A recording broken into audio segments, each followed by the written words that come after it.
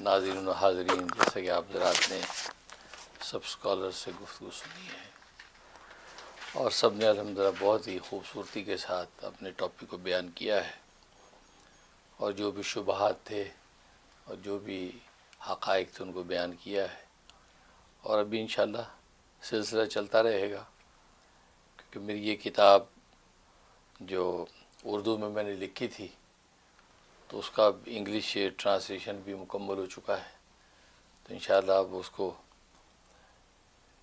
قابل اشاعت بنانے کے بعد بھی انشاءاللہ ایک بڑی گیدرنگ کریں گے، تو جس میں کتاب کی انشاءاللہ اردو اور انگریزی جو اس کی رونمائی ہوگی انشاءاللہ۔ اللہ سے دعا ہے کہ اللہ تبارک و تعالی ہماری جو صدق و اخلاص کے ساتھ ہم یہ کام کرنا چاہتے ہیں، اخلاص کا دعویٰ نہیں ہے لیکن دعا ضرور ہے کہ اللہ اخلاص کے ساتھ ہم سے یہ کام لے کہ جس میں امت کے لیے شریعت بھی ہے، سنت بھی ہے، سہولت بھی ہے اور وحدت بھی ہے۔ تو یہ بہت سے جو گویا کہ ثمرات اس فتوے کے اندر جمع ہیں، جس سے انشاءاللہ امت کو نفع ہوگا اور ہو رہا ہے، اور روز بروز ماشاءاللہ یہ سلسلہ آگے بڑھ رہا ہے، اور پریکٹیکلی جو لوگ ہارڈ شپ محسوس کر رہے ہیں وہ الحمدللہ اس فتوے کو فالو کر رہے ہیں، اور ان کو جو ہے اللہ تبارک و تعالی توفیق دے رہے ہیں کہ وہ گلوبل مون سائٹنگ آف مکہ مرکز، اس حوالے سے جو موٹے موٹے شبہات تھے امام سید فہد حسین نے بھی بیان کیے ہیں۔ اسی طریقے سے حدیث قریب کے بارے میں جو گفتگو، تو جس کو لوکل مون سائٹنگ کے لیے صرف وہ ایک دلیل پیش کی جاتی ہے، اور یہ تو میں سب ناظرین حاضرین سے کہتا ہوں، کسی بھی اسکالر کو جا کے پوچھ لو کہ لوکل مون سائٹنگ کے لیے کتنی دلیلیں ہیں، سوائے اس اثر قریب کے ان کے پاس کوئی دلیل نہیں ہے۔ بڑے سے بڑا بھی اسکالر یہی پیش کرے گا، اس کے علاوہ کوئی دلیل نہیں ہے۔ تو اس کی حقیقت بھی مولانا عمر نے کھولی ہے کہ وہ بھی حقیقت میں گلوبل مون سائٹنگ ہی پر دال ہے، اور وہ لوکل مون سائٹنگ والے وہ اس کو اپنے نفع کے لیے جو استعمال کرتے ہیں، وہ محض امام مسلم، امام ترمذی نے جو اس کا عنوان قائم کر دیا باب کا، اس سے نفع اٹھانے کی کوشش کرتے ہیں، لکل اہل بلد رؤیتہم۔ حالانکہ یہ الفاظ کسی کے نہیں ہیں، نہ نبی کے ہیں، نہ جب خلفۂ راشدین کے ہیں، نہ عشرہ مبشرہ کے ہیں، نہ کبار صحابہ کے ہیں، ایون خود عبداللہ ابن عباس کے بھی نہیں ہیں۔ تو اس کو اتنا بڑا مستدل بنا کے امت کے اندر اتنا بڑا انتشار واقع کرنا، اس کی ذمہ داری کس کی گردن پر ہے؟ اور اگر آج ہمیں اس کی حقیقت پتہ چل گئی، اور گلوبل مون سائٹنگ کی ایک دو نہیں 29 حدیثیں ہمارے سامنے آ گئیں، اور خود یہ اثر قریب جو عبداللہ ابن عباس رضی اللہ تعالیٰ عنہ سے مروی ہے، خود ابن عباس کی 6 گلوبل مون سائٹنگ حدیثیں ہمارے سامنے آ گئی ہیں، تو پھر اثر قریب کا اثر لینے کا کیا مطلب ہے؟ اس کا مطلب یہ کہ تعصب ہے، ضد ہے، یا یہ کہ نادانی نافہمی ہے، تو اس کی حقائق سے ناواقفیت ہے۔ اس لیے جو ہے وہ اس کو سامنے رکھنا چاہیے۔ تو گلوبل مون سائٹنگ جو احادیث 29 حدیثیں بیان کی گئی ہیں، اس کے اندر اس حقیقت کو کھول دیا ہے کہ نبی نے نہ تو جو ہے وہ چاند کو بھی مطلق ذکر کیا اور دیکھنے والے کو بھی، محل اور رویت دونوں کو مطلق ذکر کیا ہے کہ دنیا میں کہیں بھی ہو۔ اس کا بڑا آسان سا ترجمہ حضرت حکیم الامت مولانا اشرف علی تھانوی رحمہ اللہ تعالیٰ نے بڑا خوبصورت کیا ہے، کوئی بھی دیکھے کہیں بھی دیکھے، کوئی بھی دیکھے کہیں بھی دیکھے، اور اس کی اطلاع آپ تک شرعی طریقے سے پہنچ جائے، بس آپ اس کے مطابق رمضان کا آغاز کریں اور عید منائیں۔ تو وہ یہ مطلب اس ان حدیثوں کا ہے کہ کوئی بھی دیکھے کہیں بھی دیکھے، اس کی اطلاع آپ کو پہنچ جائے۔ جب اطلاع پہنچ جاتی ہے، اب اس اطلاع سے انکار اور رد، اس کی آپ کے پاس کوئی دلیل نہیں ہے۔ جب جو وہ سعودی رویت کی اطلاع پہنچ جاتی ہے امریکہ یورپ والوں کو کہ چاند وہاں نظر آ گیا ہے، اور یہ خبر مستفیض یعنی پختہ خبر صاف ستھری پہنچ گئی، شرعی خبر پہنچ گئی جس میں کوئی جھول نہیں ہے، اب اس کو تسلیم نہ کرنے پر آپ کے پاس کوئی دلیل نہیں ہے، اس کو رد کرنے پر آپ کے پاس کیا دلیل ہے؟ سوائے ضد اور سوائے جو ہے وہ تعصب کے اور کوئی دلیل آپ کے پاس نہیں ہے۔ اور اثر قریب وہ آپ کو نافع نہیں ہے، جیسے مولانا عمر نے ڈیٹیل بیان کر دی، اثر قریب کا آپ کو کوئی نفع نہیں ہے، اور پھر میں نے جیسے کہ عرض کیا کہ وہ تو دو ملکوں کی بات تھی کہ ملک شام اور ملک حجاز کی بات تھی. یہاں تو دو ملکوں کو چھوڑیے، دو شہروں کو بھی چھوڑیے، دو گھروں کو بھی چھوڑیے، ایک ہی گھر میں دو عیدوں پر جھگڑا ہے. اس کا سلوشن کون نکالے گا؟ اس کا سلوشن نکالنا مفتی کی ذمہ داری ہے، کیونکہ نبوت کا دروازہ بند ہو چکا ہے. اب مجتہد اور مفتی آگے یہ سلسلہ لے کے چلیں گے. اور مفتی کس کو کہتے ہیں؟ امام محمد رحمہ اللہ تعالیٰ، جو امام اعظم ابو حنیفہ رحمہ اللہ تعالیٰ کے جلیل القدر شاگرد ہیں، وہ فرماتے ملم یعرف اعلی زمانی فہو جاہل. جو مفتی حالات زمانہ اور گراؤنڈ ریئلٹی سے واقف نہیں ہیں وہ مفتی جاہل ہے. تو یہ گراؤنڈ ریئلٹیز ہیں کہ آپ دو ملکوں والی روایت کو آپ دو گھروں والے جو عمل کے اوپر دلیل بناتے ہیں. یہ تو اس سے بڑی جہالت اور کیا ہو سکتی ہے؟ وہ یہ جہل میں نہیں کہہ رہا، امام محمد کہہ کے گئے ہیں. اب بتائیے، دو ملکوں کو آپ جو ہے دو گھروں کے اندر بیوی نے روزہ رکھا ہے، شوہر نے عید منائی ہوئی ہے. بیٹے نے جناب روزہ رکھا ہوا ہے، جو ہے وہ ابا نے عید منائی ہوئی ہے. بیٹا اعتکاف میں بیٹھا ہے اور جو ہے وہ ابا اعتکاف سے اٹھ کے آ رہا ہے. اور اسی مسجد میں جس میں عید نماز ہو رہی ہے وہیں کونے کے اندر وہ اعتکاف میں بیٹھا بندہ. اس سے کوئی پوچھے اس اعتکاف میں بیٹھنے پر تمہارے پاس دلیل کیا ہے؟ یہ تمہاری مسجد میں تو عید نماز ہو رہی ہے، تم کونے میں بیٹھے ہوئی اعتکاف کے جو حجرے میں، یہ کون سی دلیل ہے تیرے پاس؟ ابن عباس کی دلیل ہے. ابن عباس تو دو ملکوں کی بات کر رہا ہے.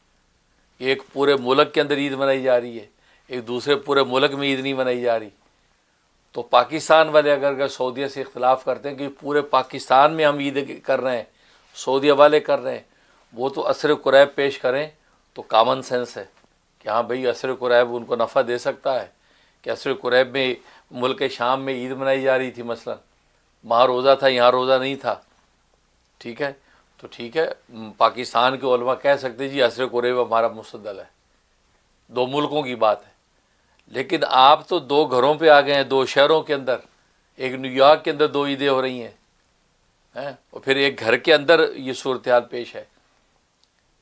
اور عید جس کا مقصد یہ تھا آپس میں خوشی، یوم الفطری یوم اکلین و شربن و بیالین، کھانے پینے اور مزے اڑانے کا دن ہے.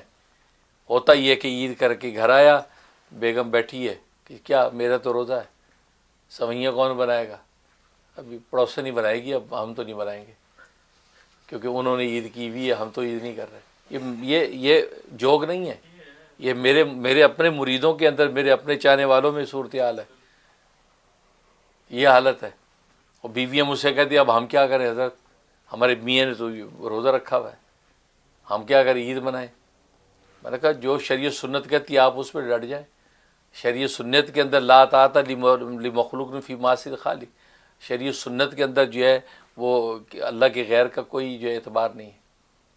اب عید ہے، چاند نظر آ گیا، نبی نے کہہ دیا جو بھی دیکھے کہیں بھی دیکھے عید کرو، آپ عید منائیں. میاں روزے سے تو ہوتا پھرے. تو یہ واقعات ہیں. یہ عید کے دن روزے رکھنے کی جو ممانعت ہے، یہ اس ممانعت کی شدت کا اندازہ اس سے لگا لیں کہ جیسے ابو داؤد کی حدیث جو ہے سب اسکالرز نے پیش کی، عین عصر کے وقت میں نبی کریم صلی اللہ علیہ وسلم نے روزے توڑوائے. حالانکہ کہہ سکتے کوئی بات نہیں، یہ 1.5 گھنٹہ تو رہ گیا ہے، روزہ تو پورا کریں. فرمایا نہیں، عید کا دن ہے بھائی، عید کا دن. یا بلال اذن فی الناس، لوگوں میں اعلان کر دو، فلیفطروا، روزے توڑ دو.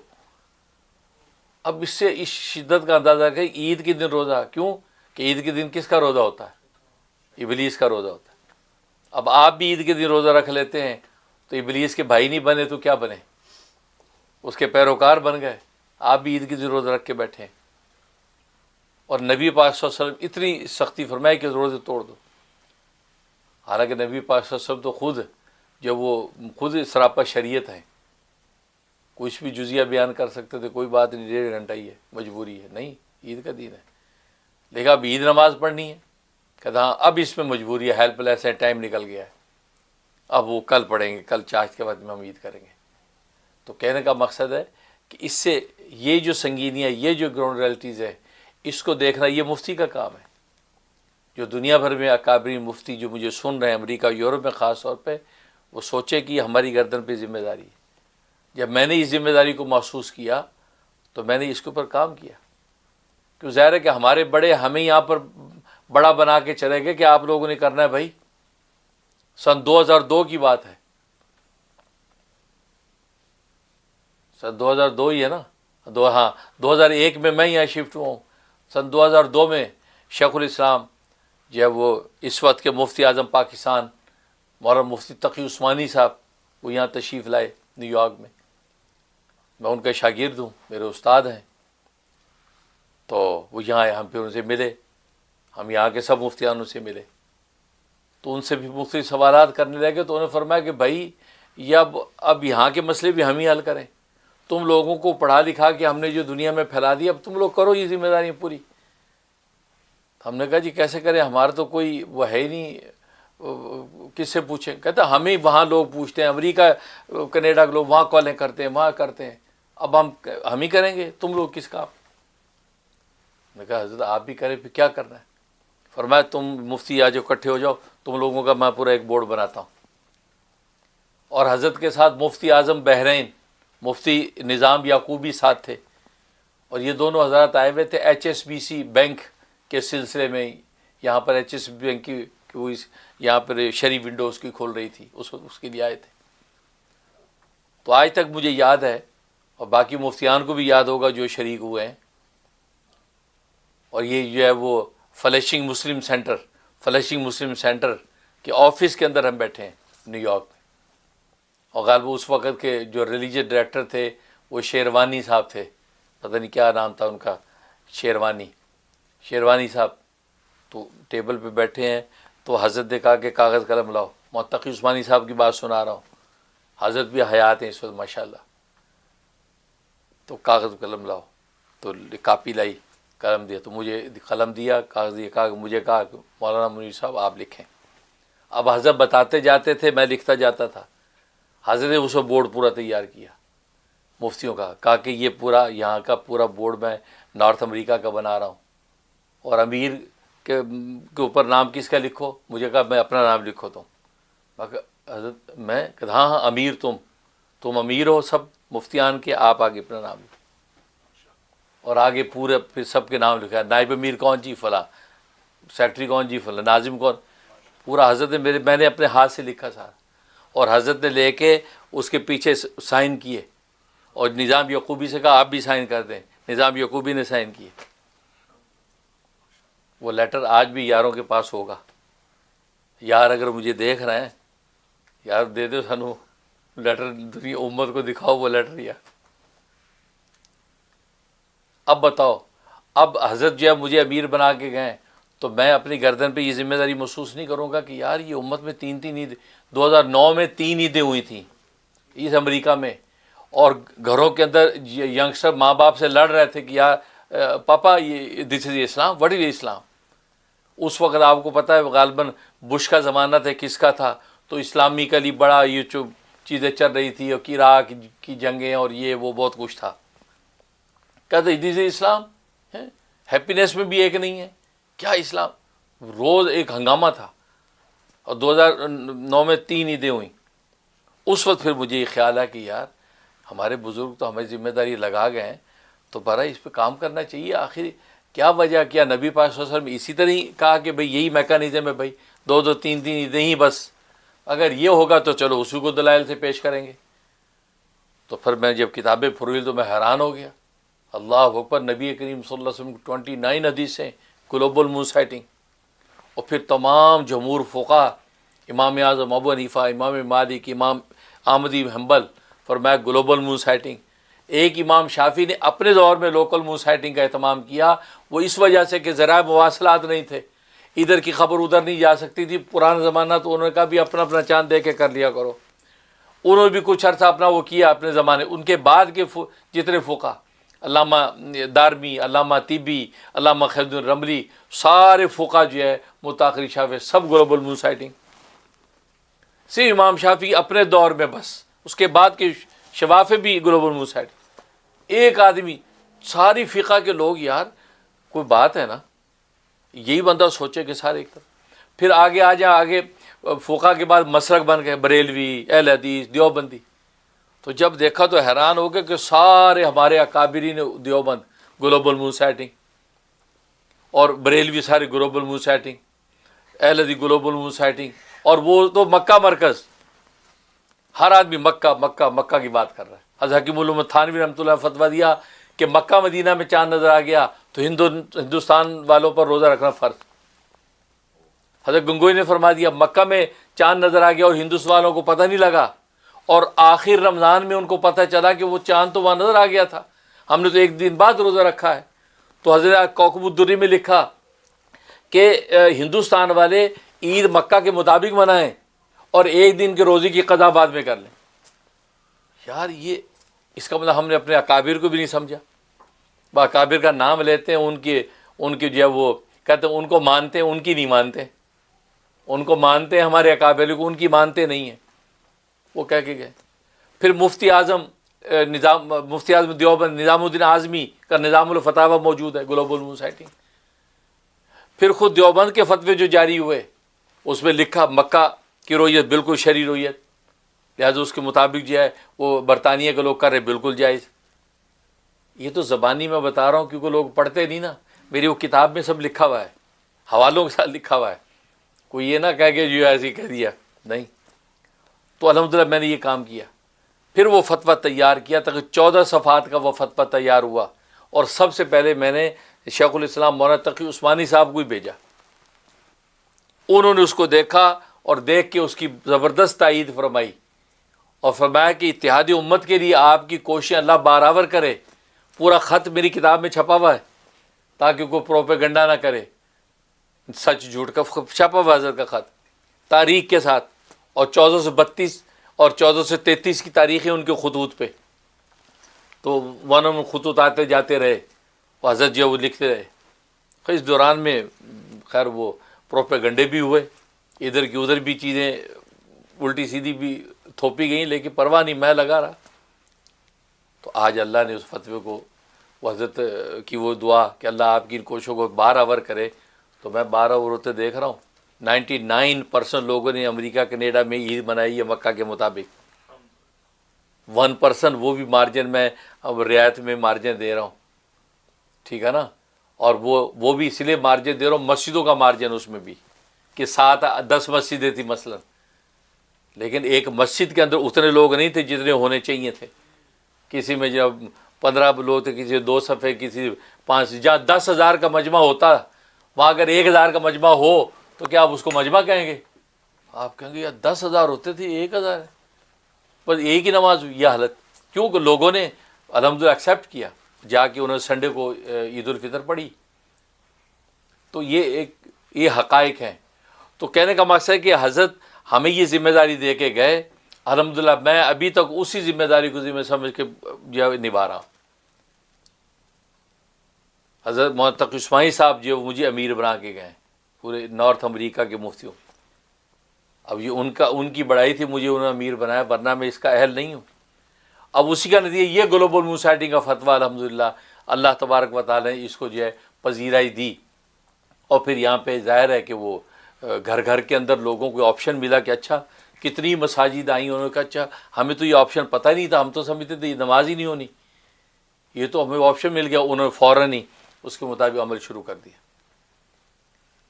تو کہنے کا مقصد ہے کہ ملم یعرف اعلی زمانی فہو جاہل، جو مفتی اہل زمانہ کے حالات سے واقف ہے وہ جاہل ہے۔ اس لیے ہمیں خاص طور سے امریکہ جیسی دنیا کے اندر بیٹھے ہیں، یہاں کا انتشار و اختلاف تو ہماری نسلوں کے تصورات و نظریات کو بگاڑ دے گا۔ پہلے کہتے جی اسلام میں پھٹا ہے، وہ کہتے دیکھو عید بھی ایک نہیں ہے۔ اس لیے جو دوسرے مفتیان ہیں ان سے میری درخواست ہے کہ آپ ٹھنڈے دل سے سوچیں۔ اور پھر یہ فتویٰ تو میں اس مقابلے میں لایا تھا کہ یہاں پر کیلکولیشن کا فتنہ شروع ہو گیا تھا کہ جی کیلکولیشن کر کے پہلے سے عید کا پتہ چل جائے گا، یہ دیکھنا کیا ہوتا ہے۔ تو اس سلسلے میں بھی میں نے کتاب کے اندر خطوط موجود ہیں، جو کیلکولیشن کا سب سے پہلے جو سلسلہ اٹھایا یہ اسرا نام سے یہاں تنظیم ہے، اور ان کے جو ہے وہ ڈائریکٹر ذمہ دار تھے ڈاکٹر مزمل صدیقی، وہ کیلیفورنیا میں آج بھی حیات ہیں، سنا ہے صاحب فراش بیمار ہیں، کمزور ہو گئے، لیکن ان سے ملاقات بھی ہوئی ہے۔ ان کو میں نے خط لکھا، یہ فتویٰ بھیجا۔ اس میں اکنا نام سے ایک تنظیم ہے، ان پہ سید زاہد بخاری صاحب اس وقت اس کے امیر تھے. میں نے ان کو وہ پورا فتویٰ بھیجا اور میں نے کہا کہ یہ ہم سب جو ہے نا مکہ مرکز بنا کے ایک پلیٹ فارم پہ آ جائیں. تو مطلب میں نے وہ ساری ایفرٹس کی اور ساری ڈیٹیلس میں کتاب میں لکھی. وہ کتاب میں بھی کتاب بھی اس لیے چھاپی اس لیے لکھی کہ لوگوں نے الٹے سیدھے ظاہر ہے وہ ذاتیات اور پروپیگنڈے لوگوں نے شروع کر دیے. لیکن یہ کہ پھر کتاب جب لکھ دی الحمدللہ ایک ایک چیز سامنے دے دی. تو کہنے کا مقصد یہ ہے کہ یہ ایک وہ درد ہے کہ بھائی امت کا اتحاد ہو جائے. ورنہ میں نے تو برطانیہ میں اپنے حضرت جو ہے وہ والد نسبتی حسن اولیاء امام الاتقیاء مولانا محمد یوسف لدھیانوی شہید رحمۃ اللہ علیہ کے ساتھ اسفار کرتا تھا. تو وہاں انگلینڈ میں میں نے دست و گریبان دیکھا لوگوں کو لڑائیاں کرتے دیکھے چاند کے مسئلے پہ. وہ کہتا موراکو والے حق ہیں, وہ کہتے سعودیہ والے حق ہیں. موراکو اور سعودیہ کا پھڑا ہے برطانیہ میں صبح شام کا. وہاں لڑائیاں دیکھی خود. اب شیفیلڈ میں ہم بیٹھے ناشتہ کر رہے ہیں حضرت کے ساتھ سب کا پتہ جی کل جو باہر لڑائی ہوگی کیا وہ فلاں مولانا آپس میں مارا مکی گرابان پھاڑ دیے. کس بات پہ؟ اسی بات پہ, چاند کے مسئلے پہ کہہ رہا ہوں. مفتی لدھیانوی رحمۃ اللہ علیہ وہ وہاں گئے, لوگوں نے کہا جی مسئلہ حل کریں. کہا کہ مسئلہ حل کرنے کے تیار دونوں ٹیمیں آ جائیں, پھر میں جو فتویٰ دوں گا پھر دونوں اس مانیں گے لازمی, اس پہ سائن کرو. اب سب بھاگنے لگے کہ جی نہیں وہ جی آپ بیان کر دیں فتویٰ, ہم تو پھر ہم کہتے نہیں آپ دونوں یہاں سائن کرو, ایگریمنٹ کرو کہ جو فتویٰ میں دوں گا فتویٰ میں شریعت سنت کے مطابق دوں گا, لیکن ماننا ہوگا دونوں کو. اب مجھے بتائیں وہ فریقین برطانیہ والی بھی سن رہے ہوں گے کیوں سائن نہیں کیے؟ اس کا مطلب آپ شریعت سنت نہیں چاہتے. فقی الاثر آیا بیٹھا ہے اور وہ کہہ رہا ہے کہ تم سائن کر دو میں فتویٰ دیتا ہوں. کہتے نہیں آپ فتویٰ دے دے پھر غور کریں گے عمل کرنا ہے کہ نہیں. اب میں اس وقت وہیں تھا, یعنی اسی ایریے میں تھا. مجھے پتہ چلا کہ مفتی رشید صاحب لدھیانوی رحمۃ اللہ علیہ نے یہ صورتحال رکھی ہے, کسی نے سائن نہیں کی. اس کو آپ اخلاص کہتے ہیں, اس کو آپ صدق کہتے ہیں, اس کو آپ اشاعت دین سچی روح کے ساتھ کہتے ہیں. بھائی جب فقی الاثر ایک بات کر رہا ہے بس ایک دفعہ آ جاؤ نا, فتویٰ سنو لکھو. لیکن نہیں کیا, وہ انہوں نے بیان نہیں کیا. لیکن انہوں نے اپنی کتاب آسم فتاوی میں لکھا ہوا ہے گلوبل مون سائٹنگ مکہ سعودی عرب شریعت, وہی جو ہم نے فتویٰ دیا وہ حوالے موجود.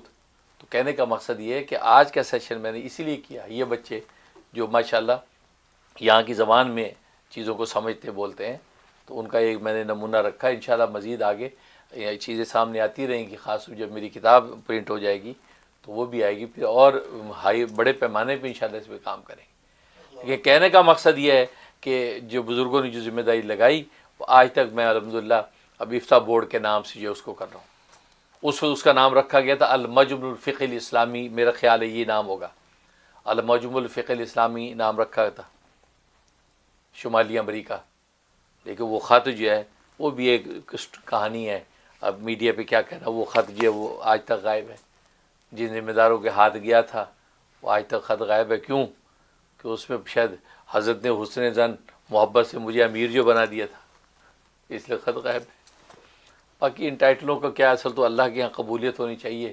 یہ ہمارے بزرگوں نے تربیت کی, اللہ کی رضا اور مقبولیت اللہ کے یہاں چاہیے. آپ اپنا کام کرتے رہیں. مال لیدہ کم پانی لانا پر مشکا لاوے, مالک دا کم پھل پھول لانا لاوے یا نہ لاوے. وہ میں اپنا کر رہا ہوں. مجھے ٹائٹلوں کی شوق نہیں, ٹائٹل دینے والے دیتا تو تحدید سے نعمت ہے. پھر وہی فتویٰ بیس بنا. جمعیت العلماء امریکہ والوں نے مجھے مفتی اعظم امریکہ کا ٹائٹل دے دیا, وہ ایوارڈ دے دیا. لوگ پوچھے کس نے دے دیا؟ بھائی یہ فتویٰ ایک سنگ میل بنا امریکہ یورپ کے لیے کہ ایک دن رمضان کا آغاز, ایک دن عید, تاکہ غیر مسلم بھی یہ نہ کہہ سکیں یار تمہارے ہاں تو عبادت ہی ہے کہ نہیں, تم کیا دنیا کو لیڈ کرو گے ہیں, اور ہمارا دعویٰ کہ اسلام لیڈ کر سکتا ہے. کہتے یہ کیا لیڈ ہے بھائی, ہیں تمہارا تو اتنا تفرقہ ہے. نہیں, تفرقہ اسلام میں نہیں ہے, تفرقہ مسلمان میں ہے. ہم میں تفرقہ آ گیا. اسلام نے تو وہ میکنزم دیا ہے کہ پوری یونٹی کے ساتھ امت چلتی ہے. تو ہمارے پاس آپشن تو ہے نا کم سے کم. تو بہرحال کہنے کا مقصد یہ ہے, تو اللہ تعالیٰ نے بھی برکات دی. تو حضرت مولانا تقی عثمانی صاحب کی جو خطوط میں مجھے دعائیں دی ہیں تو میں تو اس پہ آمین کہتا ہوں. حضرت بھی آمین لکھتے تھے, تو یقیناً وہ دعائیں برابر ہو رہی ہیں اور ہوں گی, یقیناً ہوں گی انشاءاللہ. اور ہم اللہ سے دعا گو ہیں کہ اللہ تبارک و تعالیٰ کسی بھی قسم کی نفس پرستی سے محفوظ رکھے اور حضرت والا کی توجہات ان کی دعائیں ہمیں اسی طرح ملتی رہیں.